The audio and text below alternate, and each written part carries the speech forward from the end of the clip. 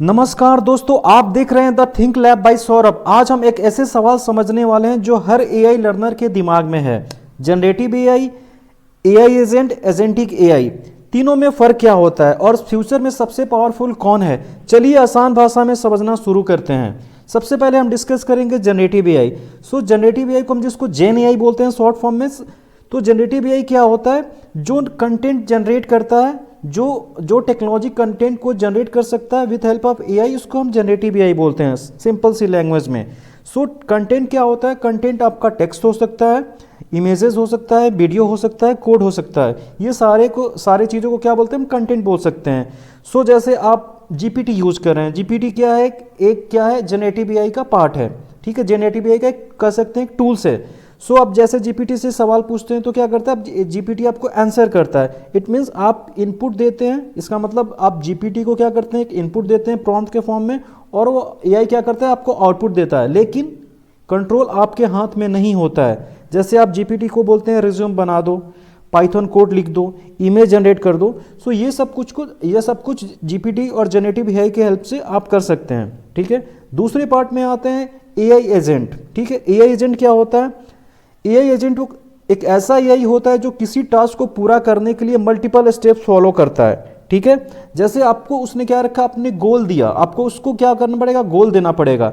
जैसे आप आपने उसको गोल दिया, आपने उसको पर्टिकुलर गोल दिया, तो एआई एजेंट क्या करेगा? उस गोल के प्रति सोचेगा। ठीक है, इस गोल को पूरा करने में कौन सा टूल यूज करना है। ठीक है, क्या इस गोल को पूरा करने के लिए एपीआई कॉल करना इंपॉर्टेंट है। ठीक है, एपीआई कॉल करना जरूरी है, राइट। उसके बाद क्या करेगा कि इस गोल को, ये गोल पे हमारे पास डेटा नहीं है, तो क्या इस गोल को सॉल्व करने के लिए हमें इंटरनेट पे सर्च करना पड़ेगा।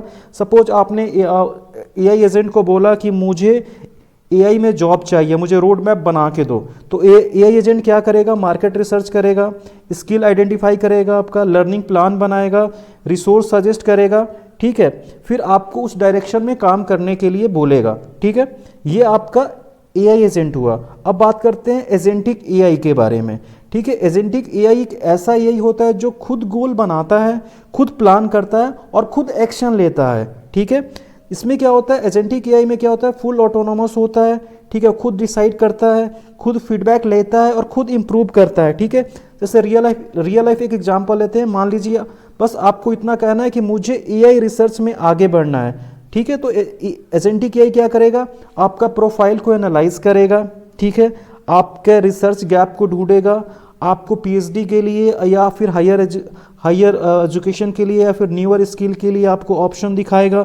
फिर आपको ईमेल ड्राफ्ट करना सिखाएगा। ठीक है, फिर आपको कहाँ पे अप्लाई करना है। ठीक है, कैसे स्ट्रेटजी बना के रिजल्ट तक पहुँचना है।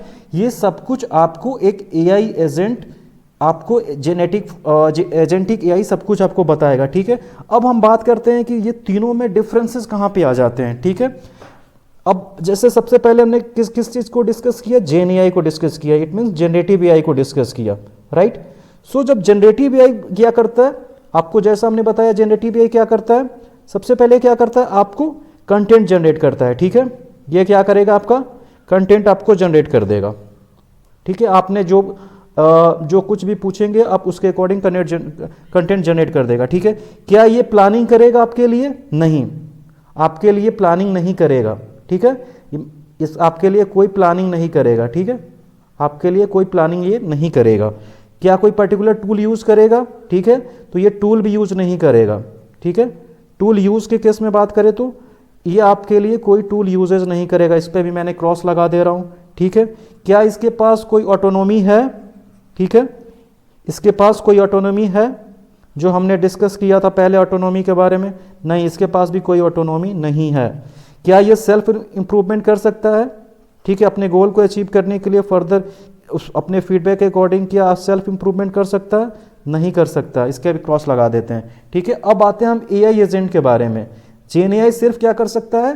कंटेंट जनरेशन कर सकता है। ठीक है, अब हम एआई एजेंट के बारे में आते हैं कि एआई एजेंट क्या कर सकता है। ठीक है, एक तरफ मैं लिख देता हूँ, एक तरफ हो गया जेन एआई। ठीक है, सॉरी मेरी थोड़ी हैंड राइटिंग सही नहीं है। ठीक है, मगर फिर भी अब रीडेबल है, आप इसको रीड कर सकते हैं। अब मैं यहाँ पे लिख देता हूँ एजेंटिक एआई। ठीक है, अब हम लोग ये 5 पैरामीटर पे कंपेयर करेंगे, ठीक है। तब हम अब डिफरेंस समझ पाएंगे, उस हिसाब से हम लोग किस में कौन सा फ्रेमवर्क यूज करना है, कब हमें एजेंटिक एआई के लिए जाना है, कब हमें कौन से वर्क के लिए एआई एजेंट पे जाना है, ये हम लोग समझ पाएंगे, ठीक है। तो क्या करेगा, जेन एआई कंटेंट जनरेशन कर रहा था, तो क्या एआई एजेंट भी कंटेंट जनरेशन करेगा? जी हाँ, ये भी कंटेंट जनरेशन करेगा।